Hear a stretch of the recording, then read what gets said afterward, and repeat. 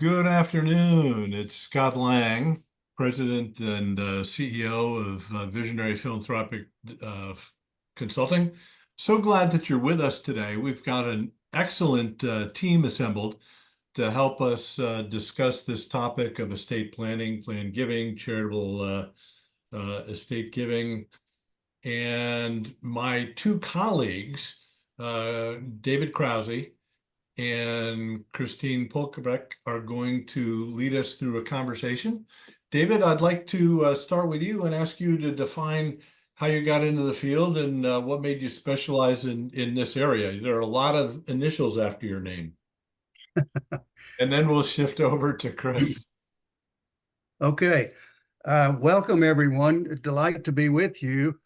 I've been in the fundraising business for 40 years now. And when I first got into the healthcare business, which was 1987, I spent quite a bit of time of my first few years in healthcare in the planned giving arena. If any of you know or recall the name of Gordon Caswell, he was the boss of the Baylor Foundation in Dallas at that time, and we did 3 or 4 planned giving presentations daily. So I got to be pretty good at Crescendo and then PG Calc, and put together estate plan ideas for a number of donors. In fact, Lilly Endowment, I think in 1979, gave some money to incorporate the National Committee on Planned Giving, which was the national organization for planned giving people, NCPG, and that's what I was affiliated with early on. That later was changed. Well, it's had a couple other names, I think, but now it's the National Association of Charitable Gift Planners. But that's sort of the history there. From about 96 on, I was in a supervisory role, first at Children's Medical Center in Dallas, head of that foundation, and then 14 years at Parkland Hospital Foundation, where I was supervisory, and we had strong planned giving programs because I've always believed in having a strong planned giving program, but I was more in the supervisory role instead of a on the ground role in terms of putting planned gifts together. Christine is much more on the ground than I am, and so she'll be very helpful to you.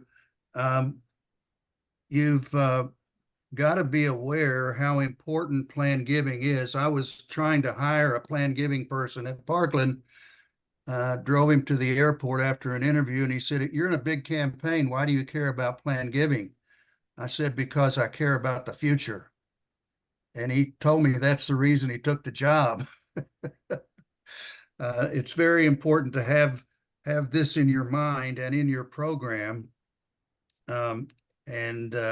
It's always been extremely important to me as I've overseen and participated in fundraising programs.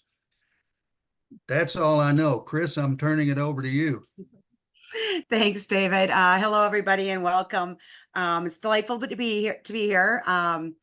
I've been working with nonprofit organizations for over 30 years. Hard to say, but yes, I started when I was 12, of course. But primarily my background has been in healthcare, but everything, events, annual giving, major gifts. And not until about 2005 did I get into, or actually about, 2005 did I take my first role with planned giving. And at that time it was also major gifts planned giving, which a lot of organizations do because they don't have the capacity to hire somebody focused on planned giving. I knew absolutely nothing about planned giving other than a colleague of mine at a former nonprofit said he chased ambulances and talked to people about dying. I'm like, oh my goodness, what am I going to be doing?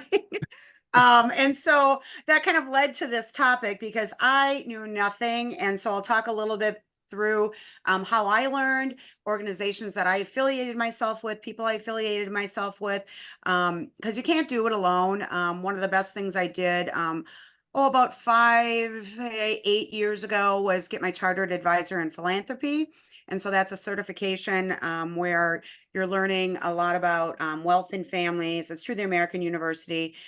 You're working with financial advisors, estate attorneys, tax advisors, and how do we all come to the table together to best serve the needs of our donors and our clients. And it was just a really enlightening program, and I highly recommend it if anybody would like to pursue a certification that is with Plan Giving. So with that, Scott, why don't we move on to the next slide?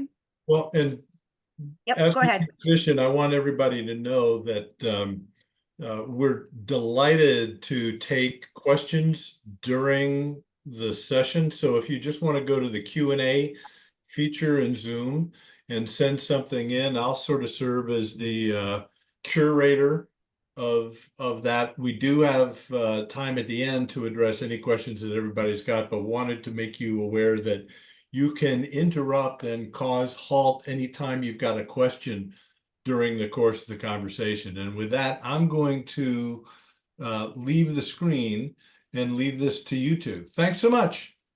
Thanks, Scott. Yeah, so Yeah. like I said, I first started, I did not have any idea what I was getting into. And there's all these terms flying around: plan giving, legacy giving, gift planning, estate planning. I'm like, I don't know. I guess I'm a plan giving officer, but you know, my girlfriend over at the university is a legacy giving officer. Then I've got friends who do estate planning. You know, how does this all come together? So if we look at the next slide, basically, can you advance the slide, Scott? Yep, here we go. Okay, thanks. Basically, it's about a person leaving a legacy. And so there's a lot of technical terminology that comes to play, but it's really about a donor's intention to contribute a substantial gift, transformational gift, as a part of their estate. It also ensures that their philanthropic values are live on in perpetuity. It enables them to give more than they might be able to give during their lifetime. And we'll talk about this a little bit later. But most of our assets are tied up in our estate plans and our estates. It's not cash we have available to just make a $1 million transformational gift today. It does also include current gifts like stock donations, combining a cash donation with maybe a charitable gift annuity. And so that's why the terminology kind of changed to gift planning from plan giving, because it's a gift that you have to take some thought and some effort to make. It's not just clicking on a donate now button or writing out a check to your favorite charity. And then of course it is deferred gifts, which are gifts after your death. And then typically requires coordination with a tax advisor, a financial advisor, or an estate attorney. So to make sure that the donor's values and goals are in alignment with what they can manage, and it's done in the most efficient and effective way. Next slide, please. So why plan giving? Scott alluded to this a little bit. David alluded to this a little bit. Many of us have heard for years and years and years and years about this great transfer of wealth. Well, it's happening. There's over $30 trillion in assets. It might be higher now. That is going to pass on to the next generation, or to your nonprofit, or to taxes, because there's only 3 places that your estate can go, and it's to your heirs, to charity, or the government. So we want to be in control, right, where our money goes. And we need to be talking to our donors about the opportunities to leave legacy gifts to our organization to help capture some of this 30 trillion in assets, because these are people that care about their communities. Plan giving can generate up to 1/3 of a nonprofit's annual revenue. One organization that I was working with, we had a brilliant researcher who went and put the name of our organization in these yellow pages all across the country, and it was related to Alzheimer's research. And so what happened, 20, 30 years ago, people went to the phone book, looked at organizations they loved when they had a loved one or themselves diagnosed with a condition, wrote us in their plans. And years later, when I started at the organization, we were getting over $500,000 in realized gifts. We didn't have to plan for these. They just came in. The unfortunate thing is we didn't know who these donors were. They just wrote us in their estate plans, but it can generate up to 1/3 or more of your annual income. And plan giving donors don't just, I'm going to just give through my estate. They're typically annual donors who have high affinity for your organization. This is their ultimate gift, their estate gift. And typically it increases their annual gifts as well, up to 75%. I would say that I didn't always see a 75% increase, but I did see, especially as donors got older and were able to utilize something called a required minimum distribution, which we'll talk about later. I did see those gifts go up absolutely significantly.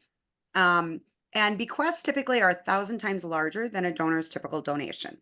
So I might be able to give an organization $25 a year, $100 a year, $1,000 a year, but through my estate, because that's where my assets are primarily tied up, I can give this huge transformational gift.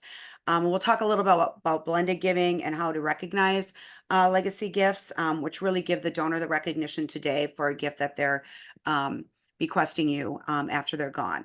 And the average bequest, this is according to Free Will, is $78,000 now. Now I've heard ranges from 50,000 to 85,000, but a good kind of minimum area to look at or average to look at is 78,000. Scott, I saw you pop back in.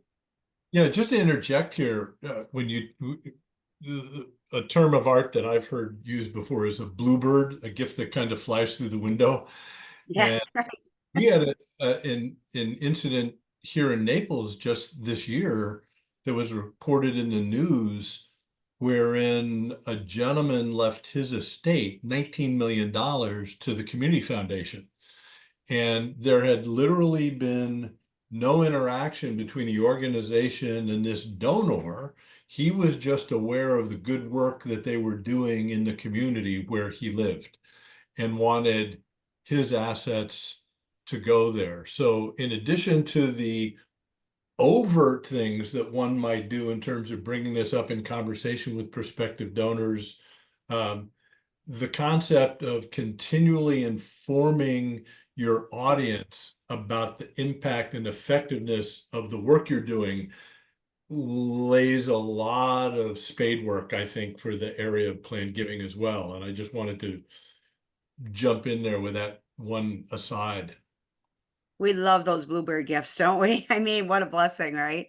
We Absolutely. can go to the next slide, unless David, you had anything to add here? No, I think you just need to be sure you've got your antenna up. Right. These are some things that I really didn't realize until I got into planned giving, that it's not just for the wealthy. I thought, it's got to be these people, I'm from Minnesota and we do have some people with some very large estates, but primarily, a lot of farmland here and more modest incomes. And so it's like, well, why are we talking to our donors about planned giving here? They're not uber wealthy.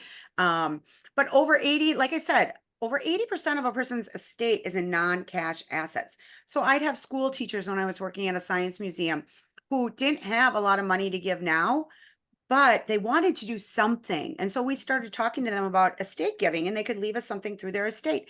And they had great retirement accounts from being teachers. And so they felt wonderful about being able to make a significant gift through and being asked, why would you ask me? I was just a teacher. Well, you can do beautiful things after you're gone. And this, I hear from a lot of people, former VP of mine, I don't need a will. I don't have a will. And everyone does have a will. It's either you determine where you want your assets to go after you're gone, or the government decides for you. And I would venture to guess, I've heard a few people who, work for the IRS and are fine with that, but most of us really want to have control over where our assets are going now, right? That's why we have financial advisors and attorneys, but also after we're gone. This one just floors me, and think about this for yourselves and your circles and influence. Only 33% of Americans have an estate plan. Only 33%. And the number when it comes to wealthy, and I don't recall the exact statistics of the dollar amount, 50%. That's just not okay. We need to be talking to everybody about the importance of having a will and a plan.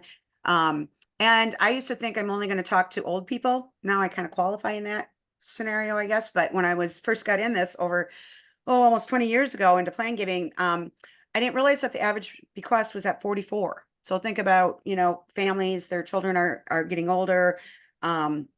They are starting to think about what college plans might be, starting to do their wills. Maybe they've done their first will when they first had children, but revisiting those wills and what they look like. And the average bequest is age 49.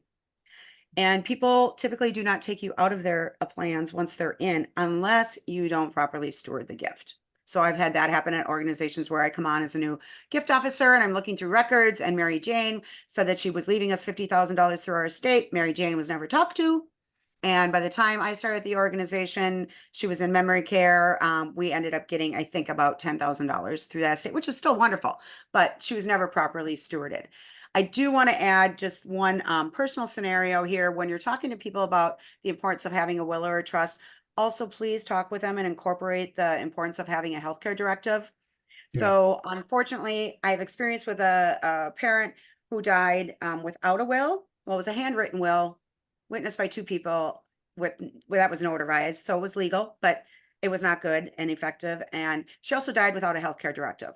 My father, on the other hand, did have a will and had a healthcare directive. And let me tell you, the scenarios were 100% different. And so you're giving your donors, your family members, your colleagues a gift when you encourage them to have both a will and a healthcare directive. Off my soapbox on that one, but really, really important. That's good. Christine, I think I mentioned this to you. We had a board chair of one of the charities in Dallas. He wasn't my board chair, but whenever he got up in front of fundraisers, he would say, "Where there's a will, get in it." So that's just a little encouragement to the fundraising staff. Thank you. Thank you for that. Scott, can you go to the next slide, please? So this is all too familiar, common myths, and these myths equal fear, and why a lot of individuals who are in the nonprofit world, fundraising world, just don't even want to broach plan giving. And David, you had some comments I know that you wanted to share to start this off. Yeah, I have done quite a bit of plan giving, as I mentioned, and I was working with a couple in a small town outside of Dallas, Waxahachie. I don't know if you've ever heard of Waxahachie, Texas, but I was working with the man who used to be the mayor of that town and his wife. And I don't know how long we'd been working with them, talking about their estate. They were interested in Baylor Hospital. And when he died, I'm also an ordained Lutheran pastor from way long ago, 50 years ago. The wife asked if I would do the funeral service for this man. And I did that gladly, and because they were dear friends and wanted to do what they asked me to do. And then several years later, when she died, the daughter asked me if I would do the funeral for her. And I did that as well. I'm not suggesting that you offer this to people in advance, okay? My only point is that this is purely a relationship business. You're not being nosy. You're being someone that is there to listen, to be a friend, to bring whatever detail to them that they need to hear, whether it's from a trust officer, a plan giving, another financial planner, whoever needs to, the CPA, and they all probably need to be involved in things of this magnitude. But to be able to deal with the concept that we are all mortal, and I've got an academic and a theological background and done a lot of study, and I've determined that the world mortality rate is hovering at 100%. And you know, that includes each one of us. And I don't think that's getting too personal to realize that that reality. And I think too, it is not too complicated, at least if you know the people who have the particular expertise that is needed at the table, whether that's financial, trust, whatever, insurance is involved quite often. But I don't think you need to be shy about doing something meaningful on behalf of someone else. Right. And I can't tell you how many times I've been thanked by donors, and donors just giddy about being able to do something to know that they won't be forgotten. It's not too personal. They welcome it. We're trusted advisors to them as well as their financial planners, their estate attorneys. But the difference with us as gift officers or representatives of our nonprofit organizations as board members, volunteers, ambassadors, is that they care.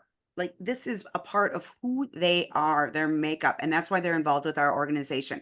It's something that is very important in their lives and a big part of their lives. And so by not having these conversations with them, you're actually doing a disservice. I have heard donors say, thank you for this gift. So it really is not personal. You just have to be confident, authentic, curious, and really care about your donors. Early on in my career, I was told you can never be friends with a donor, don't cross that line.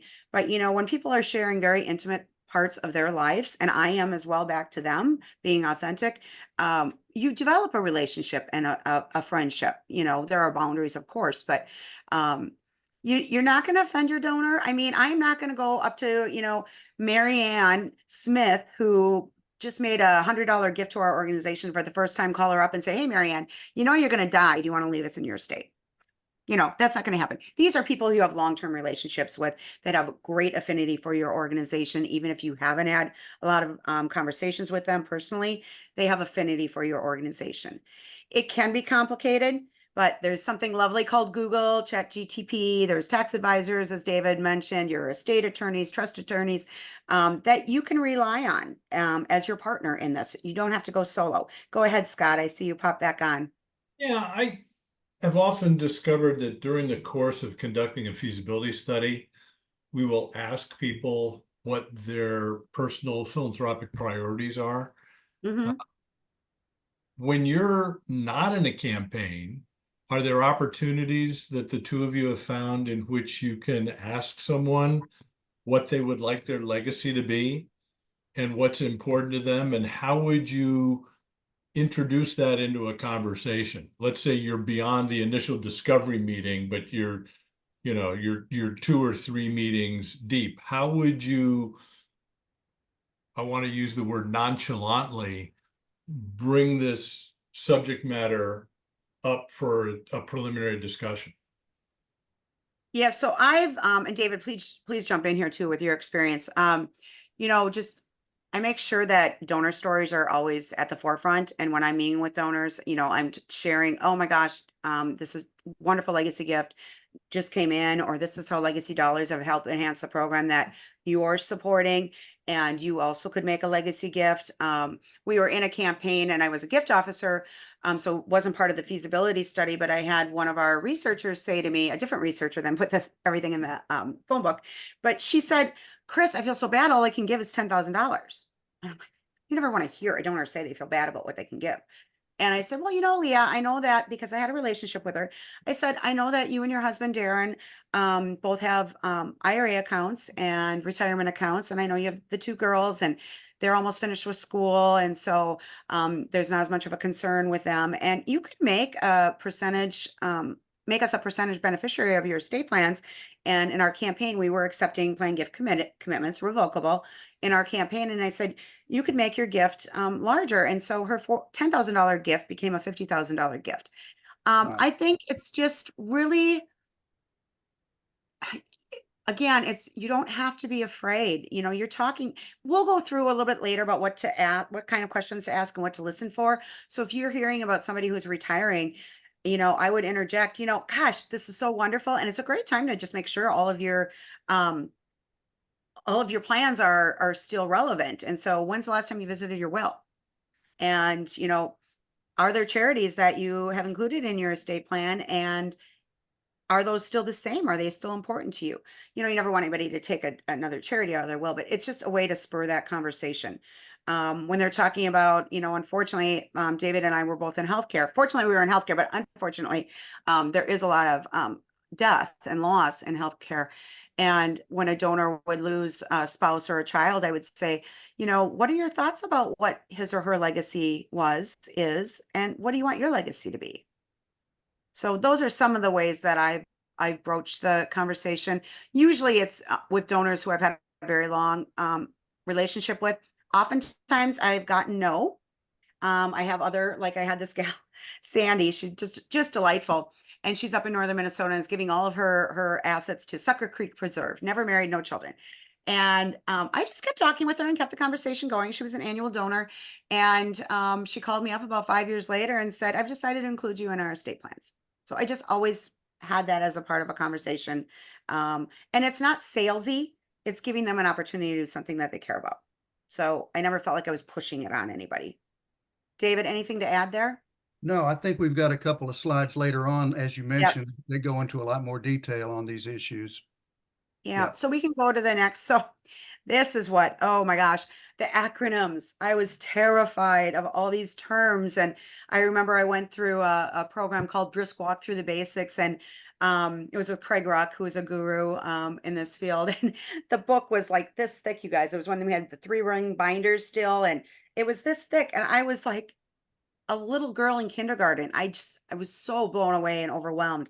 And, what is a TOD, a POD, RMD, IRA, QCD, DAF, CGA, CRT, CRAT, CRUT, CLT, RLE? I mean, it's like, whoa, how am I ever going to get a grasp on this? Good news is by partnering with our Plan Giving Association here in the Twin Cities and the National, and going to as many seminars and workshops as I could, reading as much as I could, Googling when that started, I finally went through the same course about 8 or 9 years later. I'm like, I actually understand what they're saying. So you just get familiar, even though you're not going to be dealing with a lot of these gifts on an everyday basis. So we'll go to the next slide here. Scott, please. So really, it comes down to there's easier estate gift planning that can be done. And then there's some more complicated. Again, it takes planning. All of these take some form of planning. And so excuse me, the relatively easier a bequest through your will or trust. So that's a percentage or an amount. I have both through my trust because there's a university that paid for me to go, excuse me, an organization that I was working for that paid for me to get my master's. And so I made sure that the amount that they paid for that, including inflation, is the amount that that organization is going to get. Retirement account designations, as we talked about, stock and appreciated assets are fairly easy. You just talk to your planner and ask them to transfer that money directly to the organization. If they don't and they take the money out of their stocks first, then they have to pay income tax on that. So it's really important that the money be transferred to your organization directly from the stock. You can be a beneficiary on a life insurance policy. Oh, we missed a typo here. I'm sorry. Transfer on death or payable on death. These can be very commonly, excuse me, through bank accounts or other accounts. Homes can be transferred on death. I had a donor who fortunately notified me that she did a transfer on death on her deed on her home, because there's a lot of other things that need to go along with that, because you might not be able to accept the property. And due to environmental, there's just a lot of different things that go into that. But she did let us know, and it was a great property. IRA distributions, there's something called a required minimum distribution at age 73 now. You're required to take a certain amount out of your retirement account. A lot of people don't need that money, and if they take that money out, it puts them into a different tax bracket, which they don't want. So they can roll money over directly to a charity up to $105,000 now, and not have to pay any income tax on that. They don't get a charitable deduction, but the money that they're saving, not having to pay income tax and potentially going into a higher tax bracket, makes it pretty much a wash. There's also qualified charitable distributions, which also are included in the RMDs, but at age 70 and a half, you can make a qualified charitable distribution directly from your IRA to a charity, a qualified charity, 501c3. There's some others in there. And then that just lowers the amount that when you are age 73 of your account that you have to take, because there's percentages, and I won't get into the details. There's also donor advised funds, typically oftentimes set up through community foundations. Those can be dollars that can be contributed today or after death. Tangible personal property, if you're a museum, if you're an art gallery, music, artwork, all of this can be transferred to an organization either now or upon death. That's why I reiterate again that planned gifts can be current gifts. But it takes a lot of appraisals and different aspects of your related use. Charitable gift annuities are really easy. A donor donates whatever the minimum for your organization is, say it's $50,000, and then receives a life income on that gift based on their age and their actuarial table. And so then they get quarterly, annually a check from the charity. Charitable remainder trusts do require attorneys, and there's several different types. I just listed two here. A charitable remainder unit trust and a charitable remainder annuity trust. How they're different is just the amount of money that's distributed during the lifetime. So it's either a percentage or it's a fixed income. And so that's kind of the difference. And there's a lot of other ones here. A charitable lead trust is something I was working with a donor on who owned businesses. He wanted to get his tax deduction now. And then he wanted his heirs to get the rest of the assets. And so he made a charitable lead trust where we, the charity, received income from that charitable lead trust for 20 years. And then after he was gone, the remainder went to his heirs. So it's just the charity gets the money first and the heirs second, rather than the heirs in a typical scenario getting the or the charity getting the assets after the donor's gone. And then retained life estate, we're seeing more of those here in the Midwest, and maybe down in Texas as well, David. With all the farmland down there, we have a lot of cabins in northern Minnesota, and families, will come to me and say, "Oh my gosh, Chris, I've got this cabin. I love having my grandkids come. I want them to continue coming, but my children don't want it. They don't want to deal with it. They don't live in the state." And so I can talk to them about something called a retained life estate, where they can retain the cabin, maintain it, and then after they're gone, then the charity would be receive the cabin. And that can happen with farm property and all other kinds of property as well. But it's a really neat thing. A single mother or a single individual, she has lived in her home that she grew up in her entire life, never married, no children. She doesn't want to leave her home. And so she gave us a retained life estate because she has no heirs that she's giving her money to. And so this was a great opportunity for her to continue to live in her home while she's still living, which she still is. So we're happy about that. David, I think you were going to jump in there. No, I Okay. appreciate what you've done on the detail here. And I don't know these days what are the most, quote, popular planned gifts. Back when I was in it, they say if all you have is a hammer, everything looks like a nail. Well, back in the old days with Gordon Caswell, we thought a charitable remainder trust would solve everything. Well, I don't think that's necessarily ever true, but I don't know what the most common, I guess, as you said, are the bequests, but I don't know how common charitable remainder trusts are, either the unit trust or the annuity trust. I haven't seen a lead trust done in a long time, so don't have any they're experience. very small percentages. If we go to the next slide, Scott.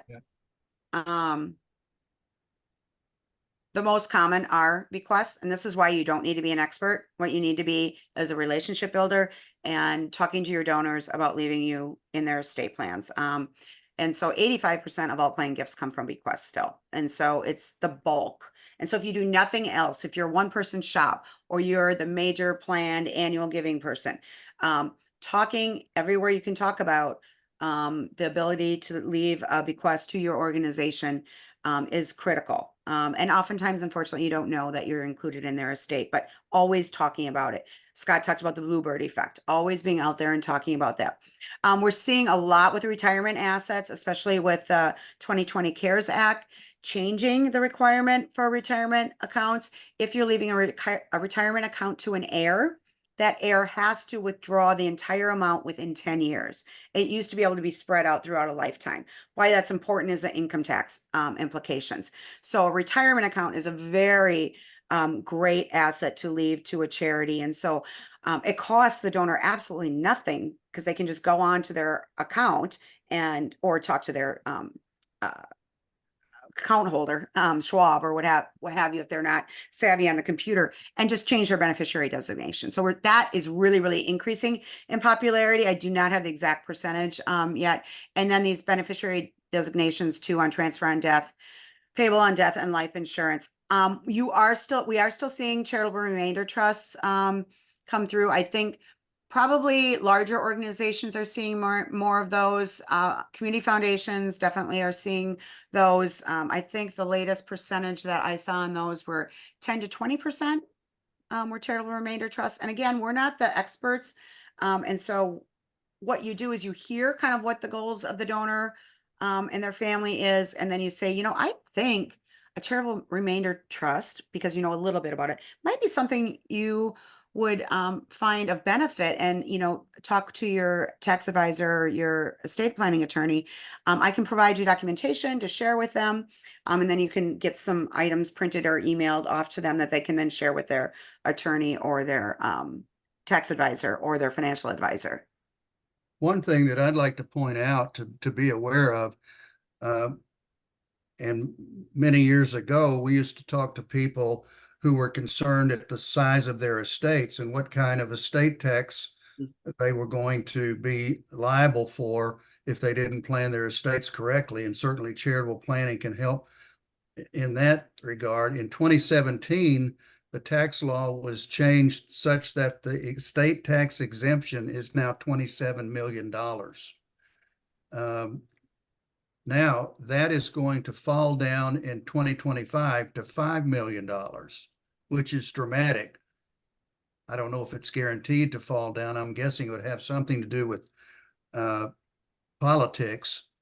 But if it does fall to $5 million, people are going to have to be a lot more aware of the estate tax implications for their estate planning, and then all kinds of plan gift potential vehicles could help resolve that issue. So keep that in mind.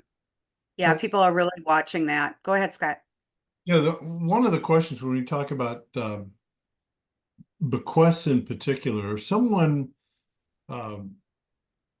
gives you a planned gift during the course of a campaign, and unfortunately, I don't have the case accounting guidebook right handy, but what kind of guidelines do you have for crediting the gift? I mean, I would presume it would have to be irrevocable. So it's probably one of these legal instruments, more like a charitable remainder trust or lead trust, than it would be simply saying, I'm going to leave you in my will. And do you distinguish between someone who might be 85 years old and does this versus a more viral 53-year-old in terms of what kind of credit you would put on the books for the campaign? Right. So CASE is where I learned. They have a great guidebook that walks you through all of this that I shared with our CFO when we were going into a campaign and we were going to count plan gifts in the campaign. So yes, there's a difference between irrevocable gifts and revocable gifts. Irrevocable gifts are legally binding. And so that's like a charitable remainder trust, annuity trust. Okay, I'm blanking on all of the terms, right? See, because there's so many acronyms, but those are irrevocable. So the donor cannot change their mind. And so those can be booked for accounting purposes, and it is based on their age. And there's formulas that you or the charitable national, or it's a national organization, not the charitable national, annuity, National Charitable Annuity Foundation. Somebody help me out if you recall the name. I'm sorry. I've been to conferences. Committee on Gift Annuities. Thank you. Yes. Thank you. That was another acronym and I couldn't come up with the full thing. And so irrevocable gifts can be counted in the account for accounting purposes based on these formulas. Revocable gifts, beneficiary designations, gift through your will or trust, can be changed by the donor, will not be changed if you are a good steward. And so you count those for recognition purposes. So in the organizations I worked for, if we were including plan giving in any type of a campaign, we would not take a revocable gift and have somebody put their name on a building or on a door or on a room. Right. But what we would do was recognize them for the current estimated value of that gift. So in the donor Leah, who I mentioned, wanted to make, felt bad because she could only give a $10,000 gift. Through her retirement accounts as a beneficiary, we were like a 10% beneficiary. I don't recall the exact amount. That equated to $40,000 in current estimated value. So for the campaign purposes, we recognized her at the $50,000 gift. And then on our accounting to our board, we would have the numbers for accounting. So say our campaign goal was 6 million for current cash gifts and irrevocable plan gifts. That number would be counted, and then the number of revocable gift commitments that we had and what that number was, which tallied up to, I think we ended up having a $15 million campaign for that. So it was big for our organization, but rather small when you're talking about some of the multi-million or billion-dollar campaigns there are. But does that answer that, Scott, for you? So I mean, it would seem to me the safe way would be to count those things that are irrevocable or part of a if you've got a legally binding contract codicil, right? Mhm. I'm going to give you $100,000, and then you do the actuarial discount for the age. Right. But something that's I'm leaving the Humane Society in my will would be maybe put some kind of index next to my name in the annual report as a member of the Legacy Society, but I'm not going to count it toward the campaign total because it's a phantom gift. I mean, I have to die, and I might die after the campaign. Or you might die before the campaign. Or I might change my mind, right? I mean, the easiest gift to revoke or to change is to say, I'm angry at you, I'm taking you out of my will. That's why we need to be gift officers, right? Good stewards of the gift. So we talked a lot about that, and with the board and our CFO and CEO's approval, we did decide to count revocable gifts in our campaign because we really wanted to increase the number of plan gifts that we had. So they had to, we asked people to fill out a letter of intent or declaration of intent with their current estimated value.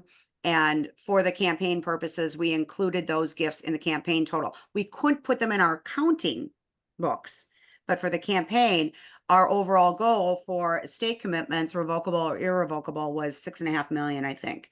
And so we wanted to have the blended gift discussion with people. We were very forthright about that. And so we really wanted to be able to recognize those donors. Again, we did not put those donors on walls or on big plaques or name rooms after them, but we did recognize them as a part of our total campaign goal. But I think you've got to be very meticulous. You did not put them on the books of the institution as an asset. No. Correct. Nope. And I was going to make that same point, that you've got to be very meticulous from an accounting standpoint, even when you're in a campaign, maybe especially when you're in a campaign. I did something nobody should ever do, and I don't want you to tell anybody, but we were in a campaign at Parkland, $150 million campaign. This is not about a planned gift, but about an outright gift. I'd been asking this one donor for 5 years, once a year, for $5 million. He'd say, my assets are not aligned right now. Your job is to ask, get back at me on this. We went to lunch once a year for 5 years. And I finally got to the end. I said, we're going to have a dinner at New Parkland for $1 million donors. He had given $100,000 just as a placeholder for himself. I said, I need you there. Are you ready to consider a $5 million gift? So he said, I'll consider it. So I gave him a couple naming opportunities, and he finally said, I'll do it. So we invited him to the dinner. He verbally gave me the commitment of $5 million. No paper had exchanged hands at all, but that $5 million put us over our goal. So I announced it that night because my relationship with that donor was such that I didn't care if I lose my job. I trust him enough to tell people that he made that gift, and people were just delighted. I don't know how long it took to get the piece of paper, but it came and I knew it would. Don't try that. Right. Your CFO will kill you, right? And don't Uh, tell anybody. Yeah, we won't tell anybody. I just want to be cognizant of time. So we've got about 15 minutes left and we want to save room for a few questions. And I do see there was one in the chat. But do you want to talk a little bit about endowments and how that can Yes. play a wonderful role Yes. with kids as well? This is one thing you need to consider, both for the sake of the donors and for the sake of programs that they can support. An endowment gift is not necessarily a planned gift. It could be a current gift, could be a blended gift, could be an estate gift. What we did in two institutions that I served is that we had a commitment of $1 million. And I remember some financial advisors called me in to ask about some ideas for one of their clients. And they said, this is an anonymous situation. Want to know what you might suggest. This person has $1 million. What do you think we can do with it? And I said, well, I would suggest we're trying to seed some endowment funds. And back then, this was 20 years ago, our entry level endowment was $25,000. Don't do that anymore. That's way too low.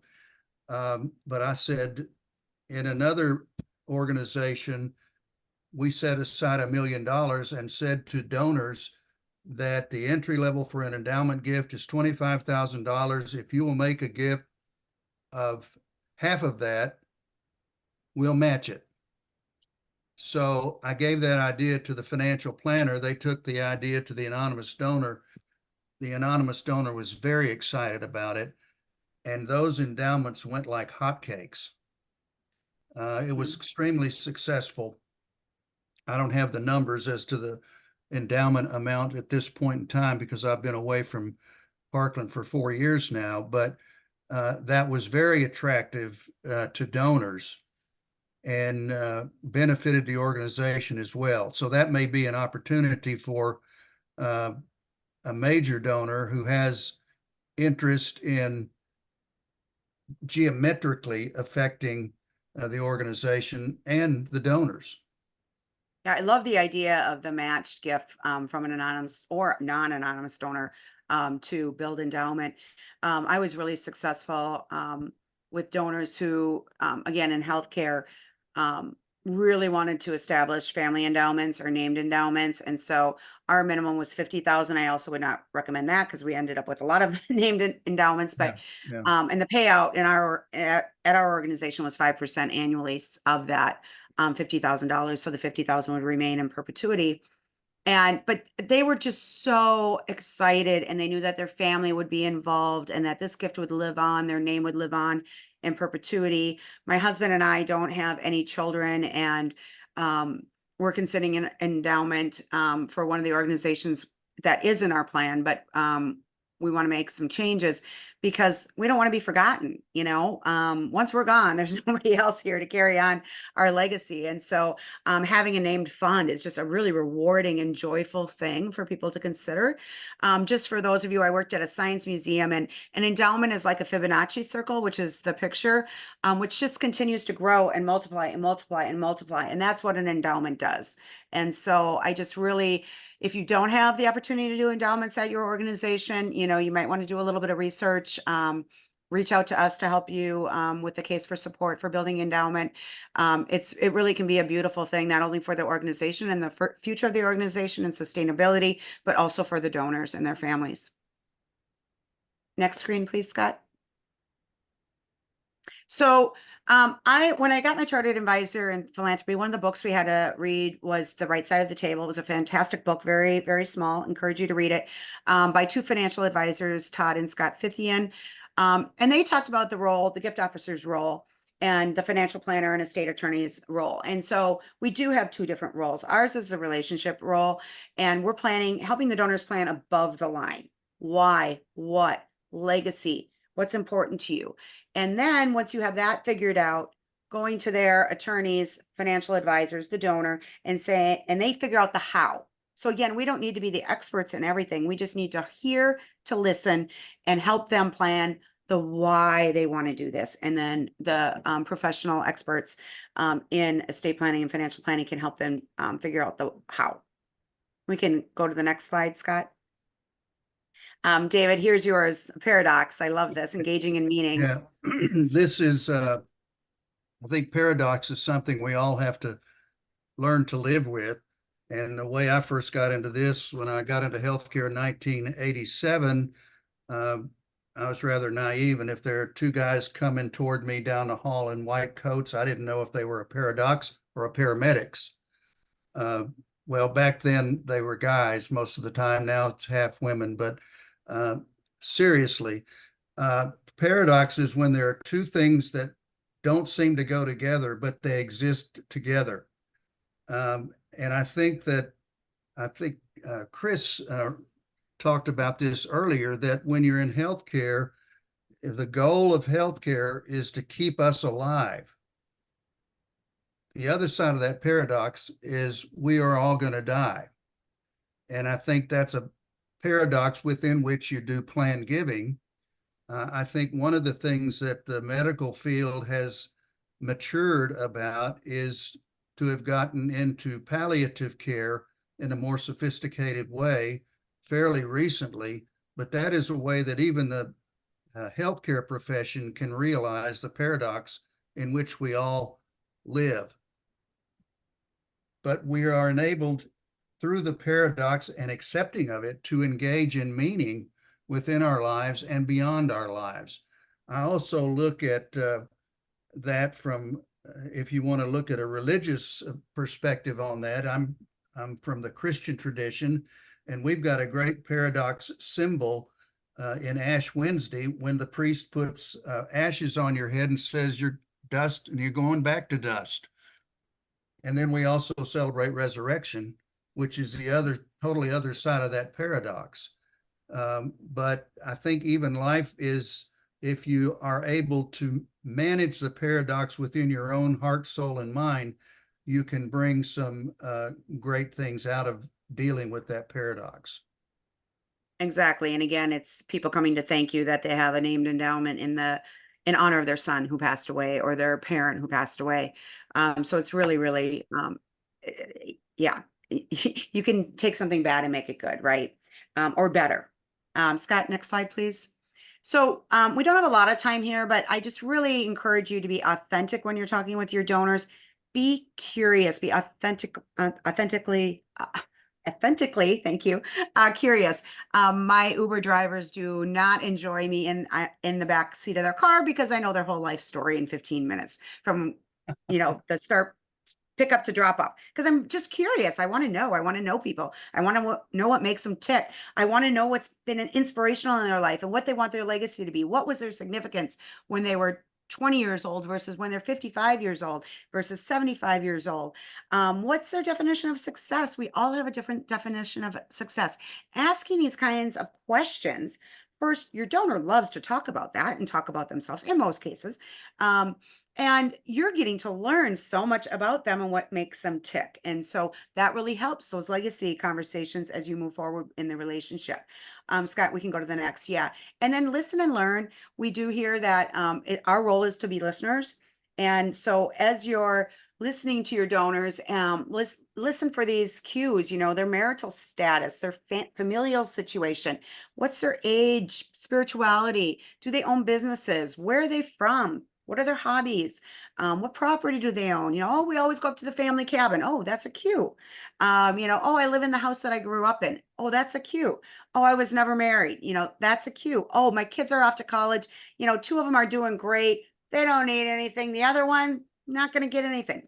Big cue, and so just really, really listen and be willing to learn. And I will say, not all of us love doing our contact reports. Some are formal, some are not. Put notes in your constituent database, because that will help you go back when you're ready to actually say, would you consider us being a part of your legacy, including us as your legacy? And you can look at your notes. And then we've talked about this throughout the presentation, but talk about it, share it, let people know, tell stories. everything you do, every print, every email, on the bottom of all my emails, talk to me about how to leave your legacy. Just anywhere you can, sprinkle in little Plan Giving fairy dust, which I stole from a gal at a presentation I went to. I love that. Plan Giving fairy dust. Sprinkle it into everything, so people know, and you might have that bluebird come through your window one day. Scott? Did we have any questions? I think that brings us to our last slide, and would love to open up the conversation here. If there's anything else that anyone's got to ask, now'd be a great time to present it. I want to thank you both for your sharing your experience and expertise here. I've actually discovered, I got to turn off my, sorry, the phone rang. We need to be other than timid when it comes to this, because as you led, the largest transfer of wealth in history is about to happen. And, we've got to get the surfboard out and paddle into that wave and ride it. And there was a term I heard years ago called social capital. And those are the assets that someone accumulates over time that, as you said, Christine, can be directed by you, the donor or earner, or the government. So Right. The question is, how much do you want to apportion to family and to organizations in which you believe and trust? And how much do you want to pay in taxes? And sometimes there are tax benefits to these tools, although we know that tax is not the primary reason people give. They give because they believe in the mission and the vision of the organization. But if they can get a twofer, it's a good thing. Right. And I would say about being timid, I was very, very timid when I first started with Plan Giving, and it has been the most rewarding part of my career by far. I absolutely love and trust and feel so honored that donors have brought me into their lives, and I get to be a part of planning their legacy. This isn't something you have to do alone. We at Visionary are here to help you along the way. We do offer free 30-minute consultations. So please, if you would like to learn more about any piece of this, please reach out to us, and we'd be happy to have a discussion about how we could be helpful in helping you to build, enhance your Plan Giving program, and or train and coach your staff, leadership, and board. With that, thank you so much for being a part of our conversation today. And you have our contact information. You have questions, comments, suggestions, recommendations for future presentations. We'd love to hear from you. Have a wonderful day. Thank you And very this will much. get posted on the website as well. So there'll be copies of this recording and the slide deck available. So Chris, Fantastic. thank you again. Appreciate you. And for everybody that tuned in this afternoon, thank you as well, and have a great day and weekend. Bye-bye. And update your will. Update your will and fill out a healthcare directive, please. I love it. Bye-bye. Thanks. Bye-bye. Bye-bye. Thank you. Yes, you stopped recording, right? Or I guess that he can cut it out, right?